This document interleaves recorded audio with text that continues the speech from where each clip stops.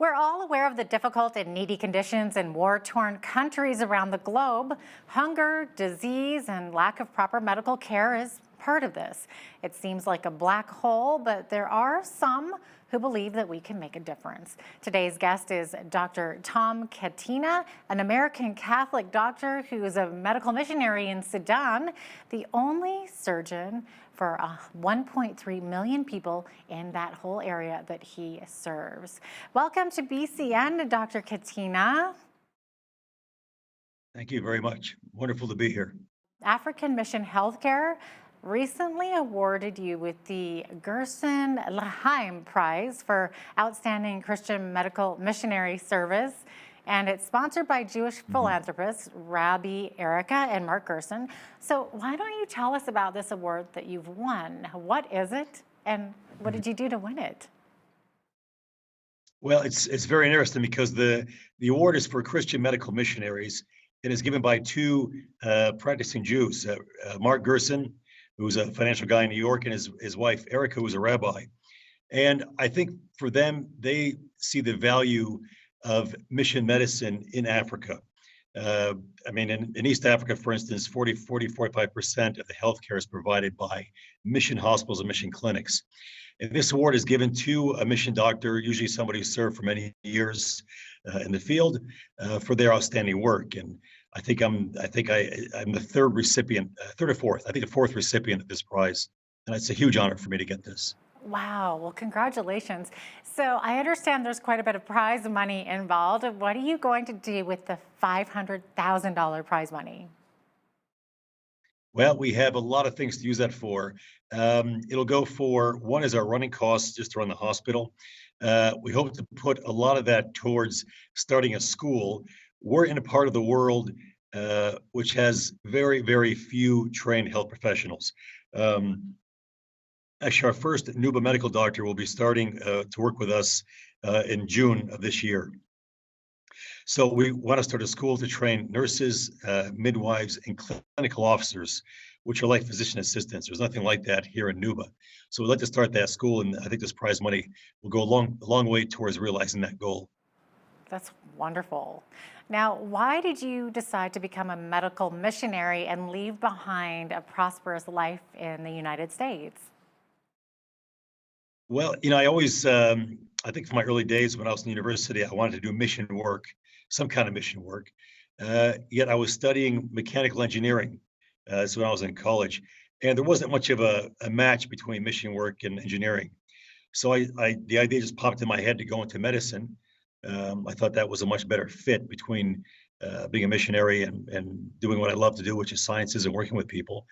Um, and like I was saying before, I thought I would come for 1 year to the mission field and then go back to the US and have a normal life and the white picket fence. And, Africa has a way of kind of putting a hook into you and keeping you around. So 1 year led to 2 to 5. Now it's been 20 years. And I think I'm fully hooked. I'm all in. So, in which country did you first begin your missionary journey? I started in Kenya. I was at a rural hospital called Mutomo. That was in 2000. I got there in January 2000. I was there about 2.5 years, and then went to Nairobi for 5 or 6 years, 5 years in Nairobi, another several months in a place in northern Kenya, and then I came here to Sudan.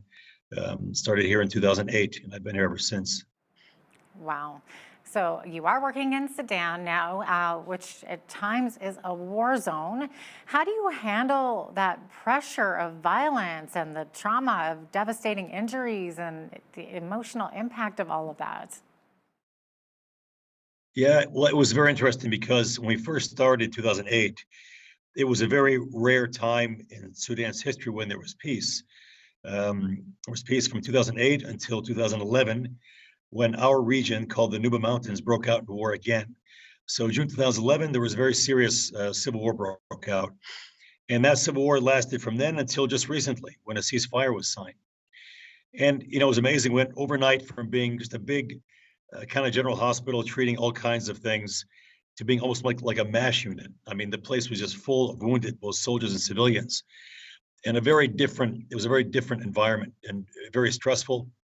We'd have 50 or 100 wounded show up at a go. At a nighttime, we'd have truckloads of wounded show up at our gate.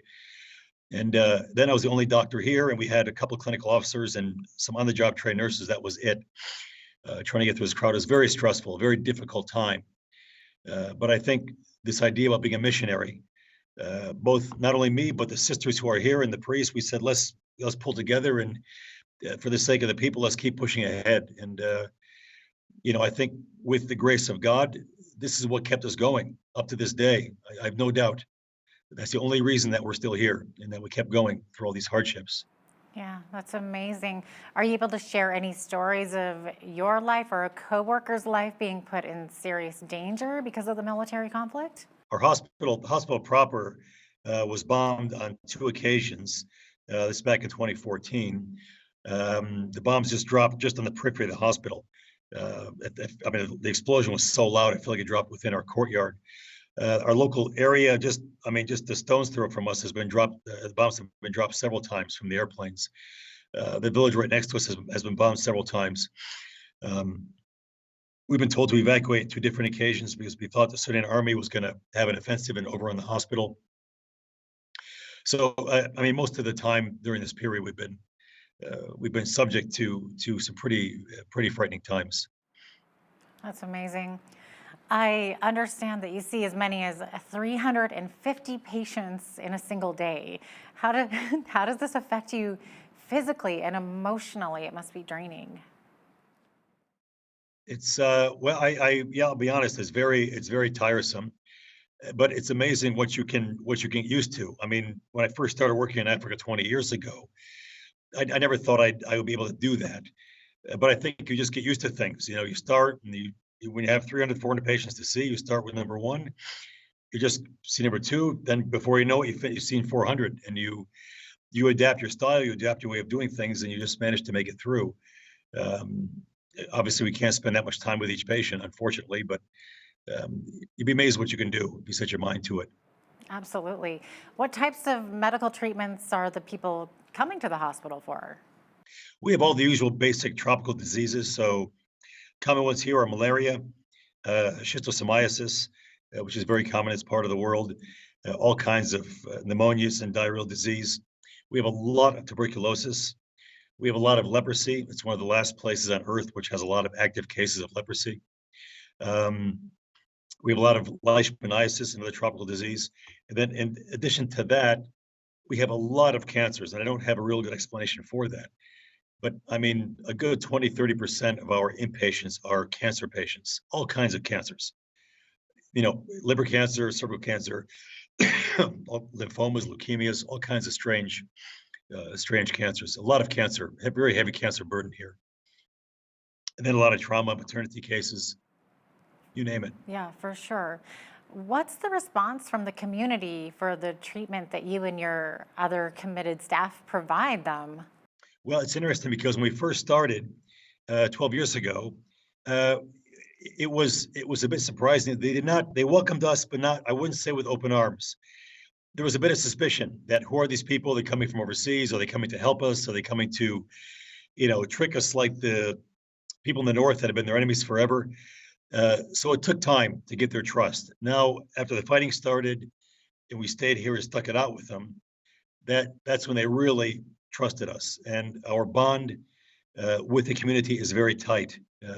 We're very close with the community, and I think the services that our staff provide here are very, very much appreciated by the people of Nuba, for sure. Yeah, you just had to build that trust, I guess, over time. Do you have any stories of individuals' lives that have changed from your efforts? I mean, we've had countless numbers of people that obviously have improved. Well, I'll just give you, one example is a guy, he was a soldier he was hit with a landmine. He was in a truck and his vehicle was hit with a landmine and his leg was blown off. So we amputated his leg, and the amputation didn't do well. So we had to do a very high amputation on him. And we got a prosthetic leg for him. He ended up coming back and working as a nurse for us. We had another guy Wow. who lost both legs, another soldier lost both legs, double amputee. We amputated both his legs. We had a group come up and fit him with bilateral prosthetic legs. And now he's got a business here in our little village. And he's able to ride a motorcycle, get around, buy goods. sell things at a shop. These are just two soldiers, let alone the countless people that have TB and malnourished kids, civilians that have been damaged by war, all kinds of cancer patients. It's quite a few, actually. Yeah, for sure. And I mean, getting back to kind of the heart of the matter, are people coming to know Christ as a result of this medical mission that you're on? It's interesting because I think our approach to evangelization is quite low key. We are in an area which is about half, well, about 40% Christian, about 50% Muslim. And I think the way I approach it is what speaks loudest is your actions. There's an expression by Saint Francis, who's my favorite saint, along with half the world's favorite saint. And supposedly he said, "Preach always and sometimes use words." And I take that very much to heart. That I think if we can just stick it out and show these people the love of Christ by what we do, that will speak volumes. And I can't tell you that we have people coming to us saying, I want to receive Christ and I want to be baptized. I can't say that honestly, but I trust in God that God is guiding us in our work as missionaries, that we are showing people the love of Christ. And I just have to go with that. Yeah, that's amazing. What kind of support do you get from the staff at the hospital? We're better off than we first started. We have about 20 trained nurses, and these are people that we hired as high school graduates. We trained them on the job. Then we sent them off to South Sudan for nursing school, and they've come back and now are working with us. We have 5 or 6 clinical officers, which are like physician assistants, and these are also people that we trained. We sent them off to school, and now they're back. I have one other doctor with me now, a pediatrician from the US, who's helping us now. And we'll have our first trained Nuba doctor coming in June. And he's a guy that worked with us briefly. We sent him to medical school in Kenya. Now he'll come back to be a full-fledged medical doctor starting in June. And they're the ones doing most of the day-to-day work, all the Nuba staff. So little by little, we're getting to the point where the Nuba are really taking charge of the hospital and doing the work. And that's our goal. Right. And Dr. Catena, what kinds of supplies, like, are you still in needs of supplies and equipment at the hospital? Are you still looking for support in that way? We are. For equipment, we're not doing too bad. Actually, now we're in the process of trying to get eye equipment. We had a clinical officer that we sent to school. Now we're sending him to another school to learn how to do eye surgery. And we're trying to outfit an eye operating room. We have a guy that's working on it now. Most of our problem is our running costs. So medicines, supplies, all this stuff we have to get every year. We have to buy everything in Kenya, which is 2 countries away. It's got to come by truck through Kenya, Uganda, all the way through South Sudan to reach us. And we're always looking for ways to raise money to buy this stuff. Everything we do here is with private individual funds. We don't have any big donors that are behind us. All of our finances come from private individuals, both to pay the staff, to buy medicines, to buy fuel, what have you. It all comes from private individuals. Are there some things about African culture that you wish that would be adopted over here? I think my 20 years here, I'm definitely an Afrophile or Africanophile. I think the general approach, certainly in Nuba Mountains, even in Kenya, was people are much more focused on community, on individuals, on relationships, as opposed to money and position and power and these kind of things.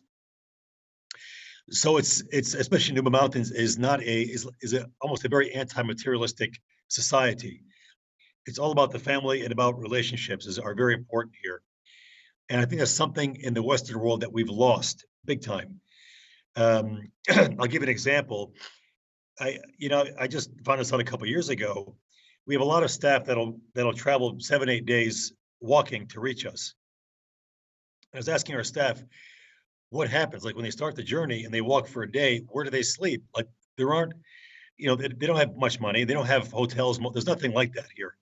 This is totally very rural, basic Africa. There are no hotels, motels, anything. They said, no, if they're on the journey and it gets in the evening time, they'll just stop at somebody's house or somebody's tukul, their small grass huts.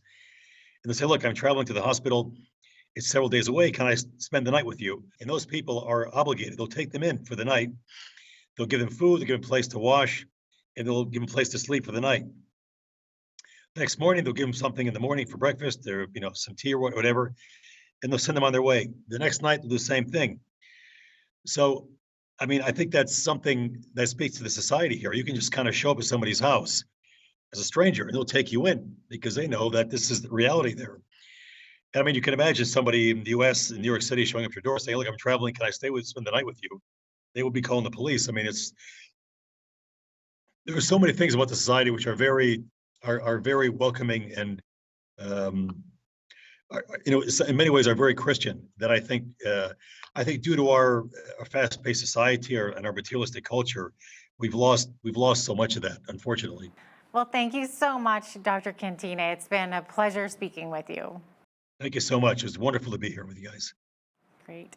Dr. Tom Catena is an American Catholic doctor who is a medical missionary in Sudan. On behalf of all of us here at BCN, thank you for watching.